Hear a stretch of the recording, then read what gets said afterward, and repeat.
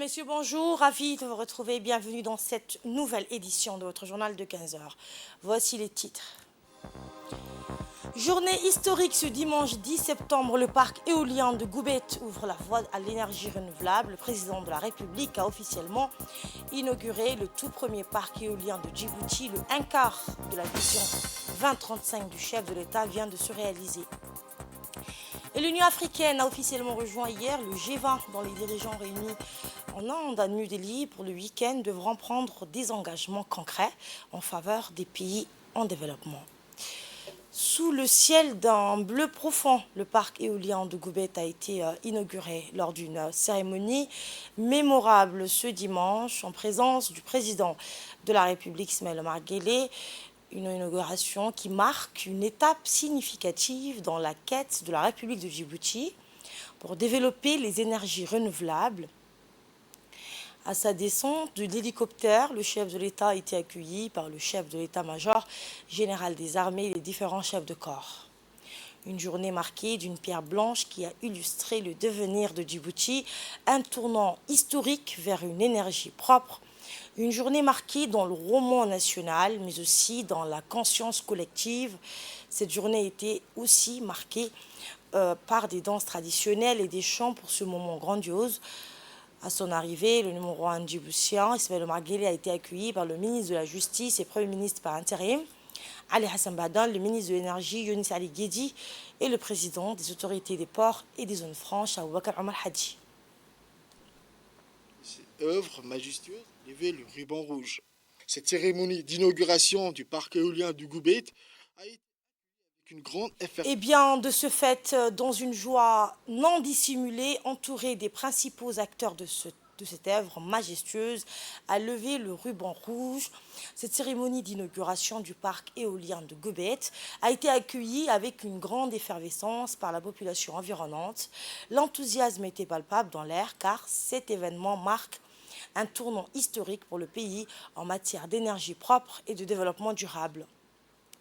Les habitants ont suivi de près le développement de ce projet au fil des années, en voyant les éoliennes se dresser progressivement dans le paysage. Ils savaient que ce jour marquait la concrétisation d'une vision audacieuse, celle de faire de Djibouti un exemple en matière de développement durable en Afrique.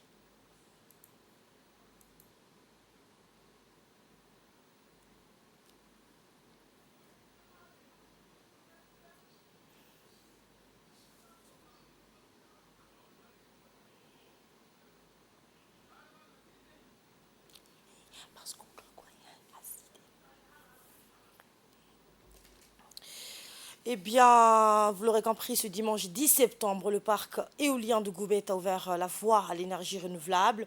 Le numéro 1 djiboutien, le président de la République, Ismaël Omar Guelleh, a officiellement inauguré ce dimanche le tout premier parc éolien de Djibouti. Le un quart de la vision 2035 du chef de l'État vient de se réaliser. Eh bien, le chef de l'État a reçu un accueil chaleureux. Il a été accueilli par le ministre de la Justice et Premier ministre par intérim et le président de l'autorité des ports et zones franches, le ministre de l'Énergie. Cette cérémonie a vu la participation de tous les membres du gouvernement. Cette cérémonie d'inauguration du parc éolien de Goubet a été accueillie avec une grande effervescence par la population. Ce premier parc éolien est composé d'une installation de 17 éoliennes sur le site venteux de Goubet, financé à 100% par Red Sea Power. C'est une réponse concrète à la vision présidentielle de promouvoir les énergies renouvelables.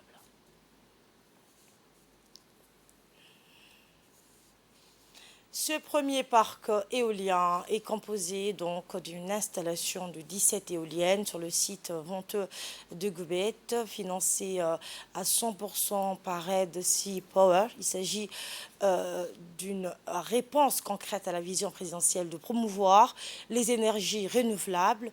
Actuellement capable de produire 60 MW, le parc pourrait facilement s'étendre à 100 MW et au-delà, marquant ainsi un tournant vers une production énergétique propre et durable. Ce projet ambitieux est l'aboutissement de nombreuses années de planification, d'investissement et de travail acharné. Ce parc éolien est non seulement un symbole de l'engagement de Djibouti envers la protection de l'environnement, il contribuera également de manière significative à répondre à la demande croissante en électricité, améliorant ainsi la qualité de vie de ses citoyens. Il est une étape cruciale dans la vision de Djibouti visant à devenir un leader régional des énergies renouvelables. Elle renforce la position du pays en tant que modèle pour d'autres nations africaines, démontrant qu'il est possible de concilier le développement économique avec la préservation de l'environnement. Ce parc éolien représente bien plus qu'une simple installation énergétique. Il illustre le symbole d'une Djibouti en marche vers un avenir plus propre, plus respectueux de l'environnement et plus soucieux du bien-être de ses citoyens. L'énergie propre produite par ces éoliennes va non seulement répondre aux besoins énergétiques croissants du pays, mais aussi réduire la dépendance aux combustibles fossiles, contribuant ainsi à la préservation de l'environnement et à la lutte contre les changements climatiques. Ce matin, cette inauguration a été un moment de célébration collective, une reconnaissance de tous les efforts déployés pour transformer une vision en réalité, mais aussi un rappel puissant que lorsque la communauté se mobilise derrière un objectif commun, ensemble, elle accomplit des miracles.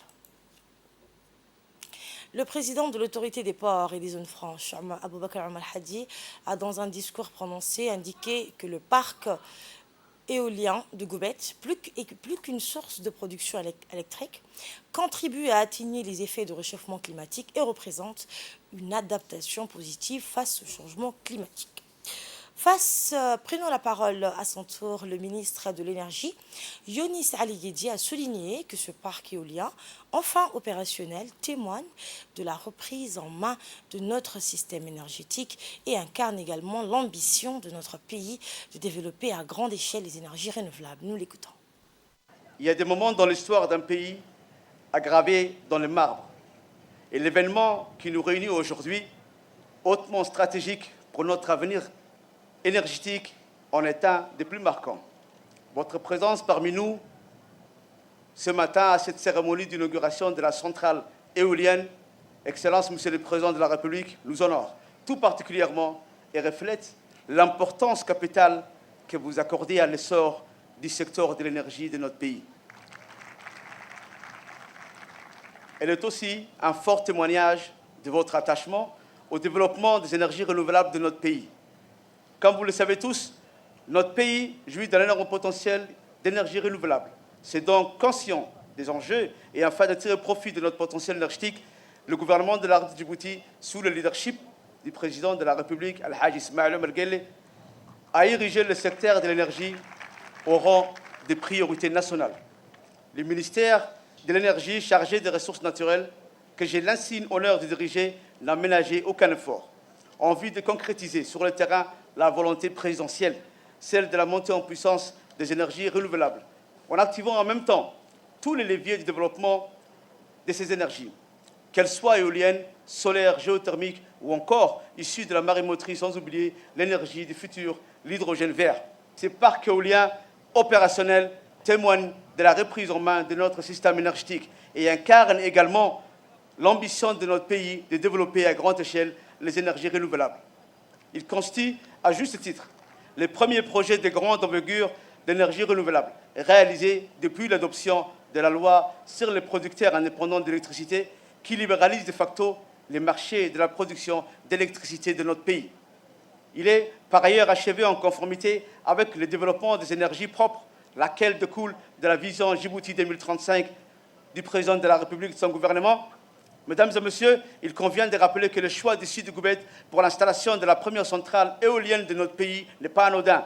Au regard des études menées depuis de nombreuses années, ce choix s'est fait tout naturellement car cette zone est une zone propice où toutes les conditions sont réunies pour l'implémentation d'un tel projet. En effet, c'est l'un des endroits les plus venteux de notre histoire et de notre pays pour produire de l'énergie éolienne.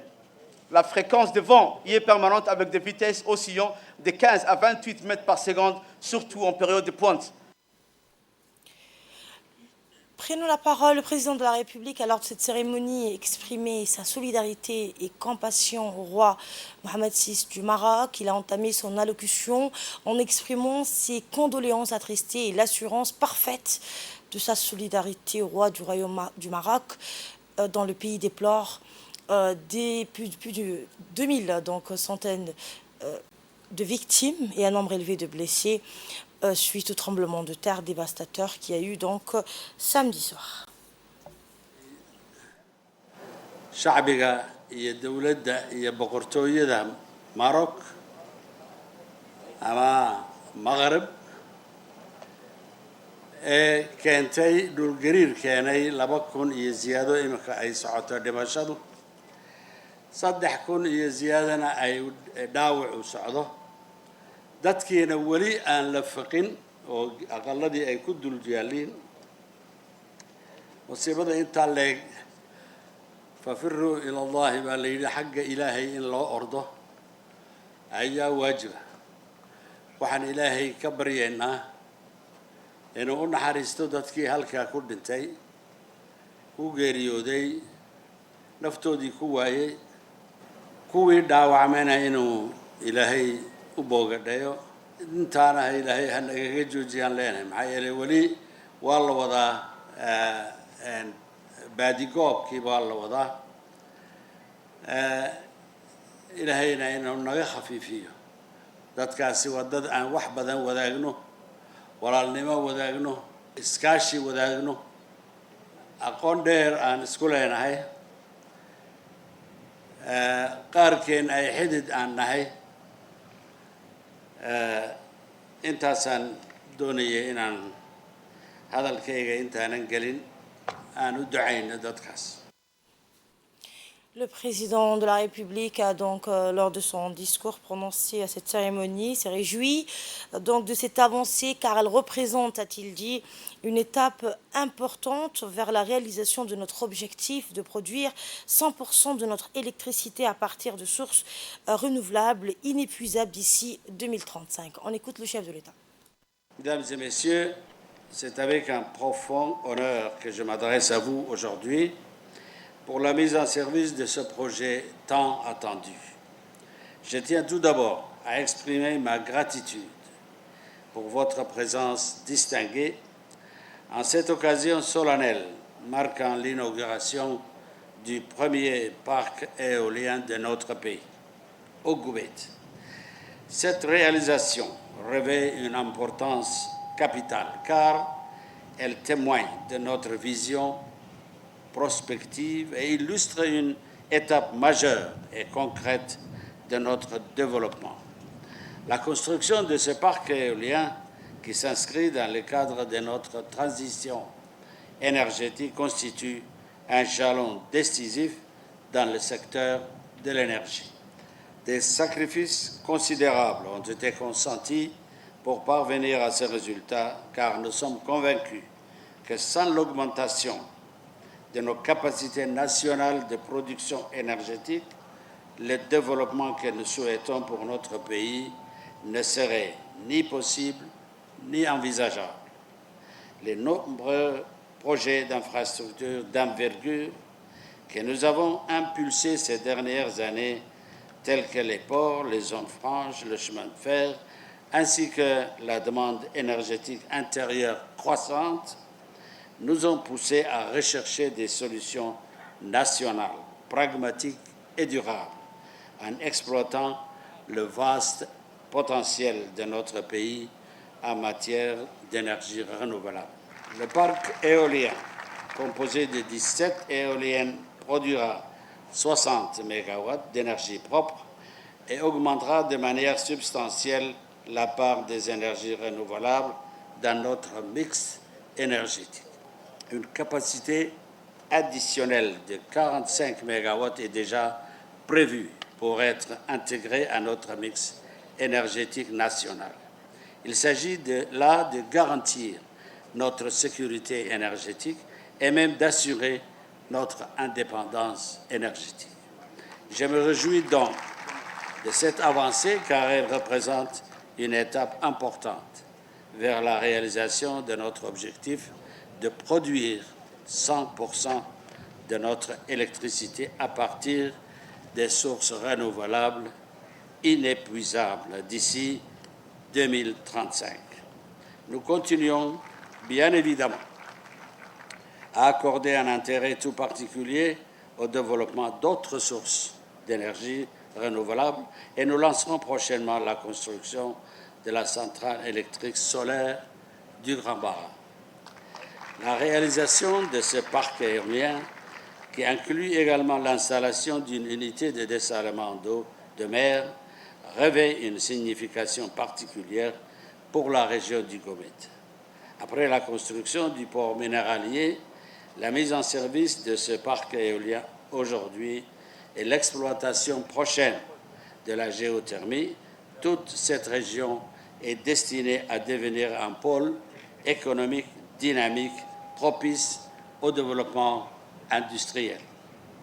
En effet, à travers ce projet d'envergure, nous visons à assurer une croissance inclusive et durable, favorisant un développement équilibré des territoires afin de lutter plus efficacement contre les inégalités sociales.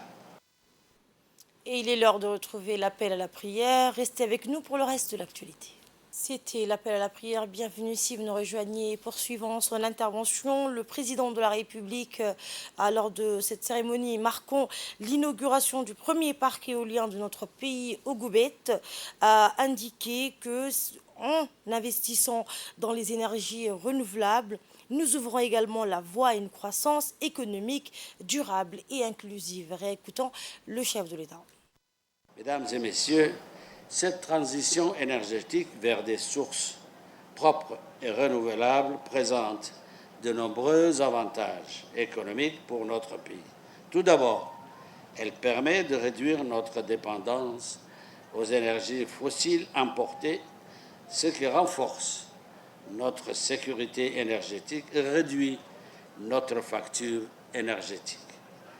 En investissant dans les énergies renouvelables, nous créons également de nouvelles opportunités économiques en favorisant l'émergence d'une industrie locale et en créant des emplois dans le secteur des énergies propres. De plus, la transition vers des sources d'énergie propres contribue à la lutte contre le changement climatique en réduisant nos émissions de gaz à effet de serre. Cela renforce notre position sur la scène internationale en tant que pays engagé dans la protection de l'environnement et dans la réalisation des objectifs de développement durable.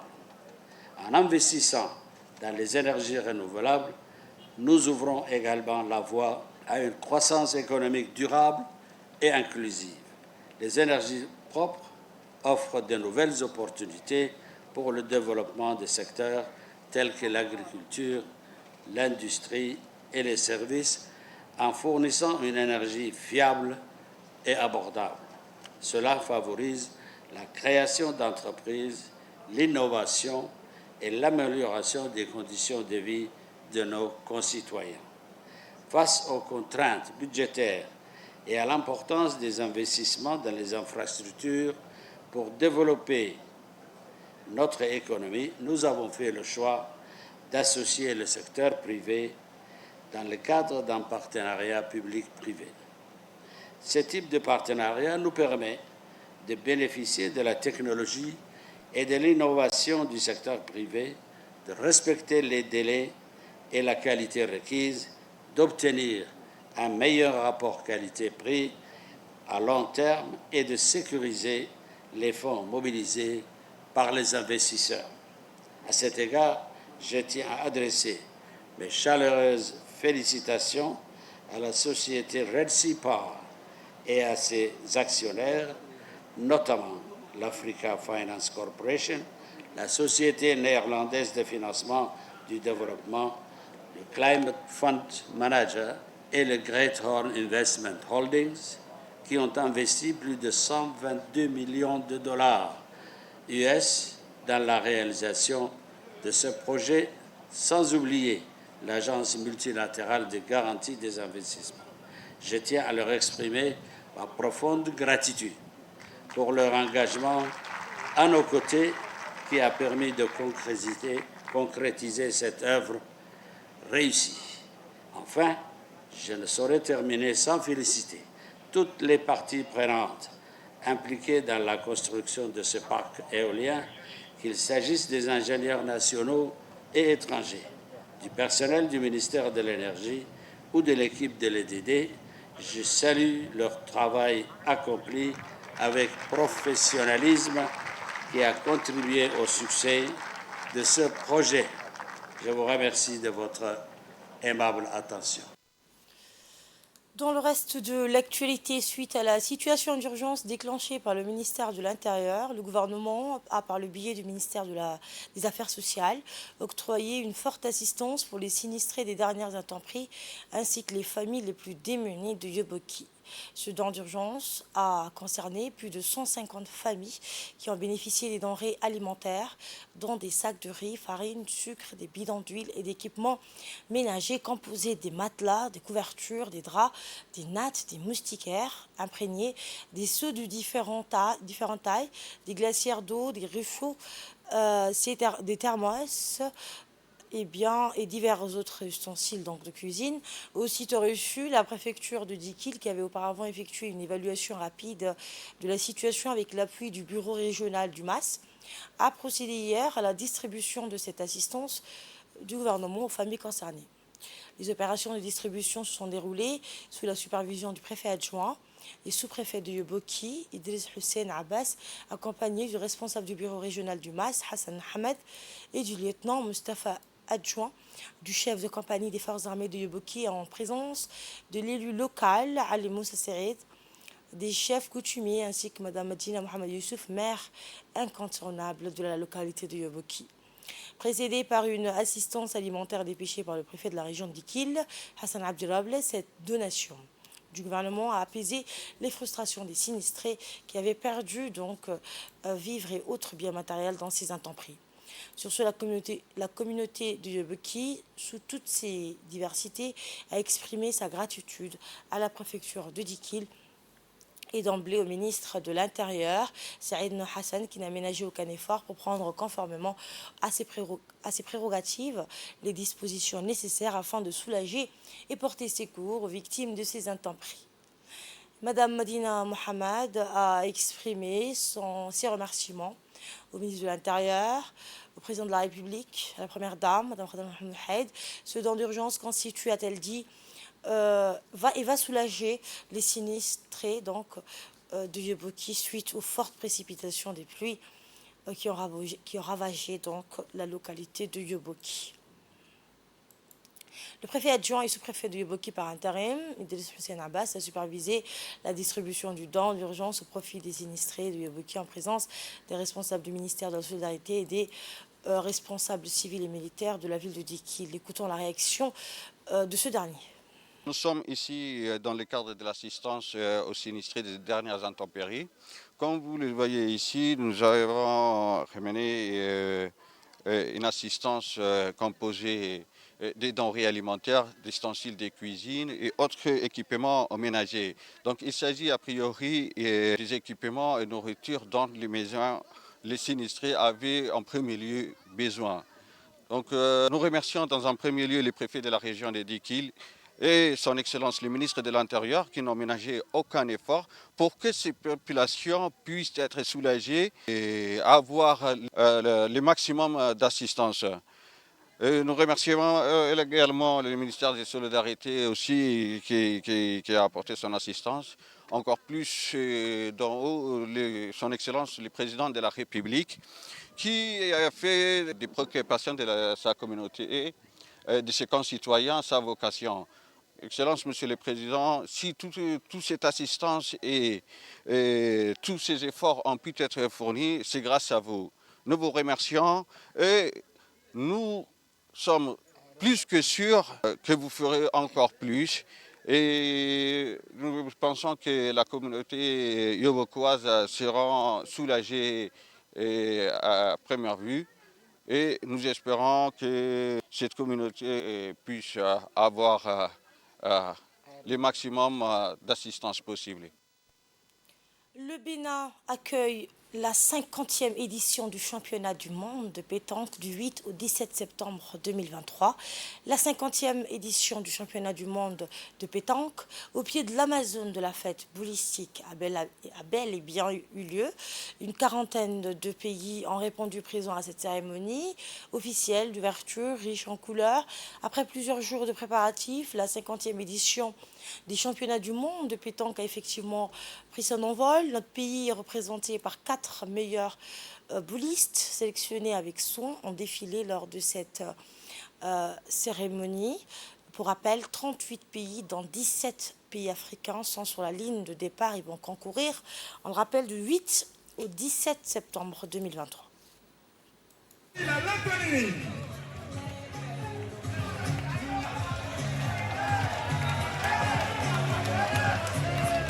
À présent, le Liban.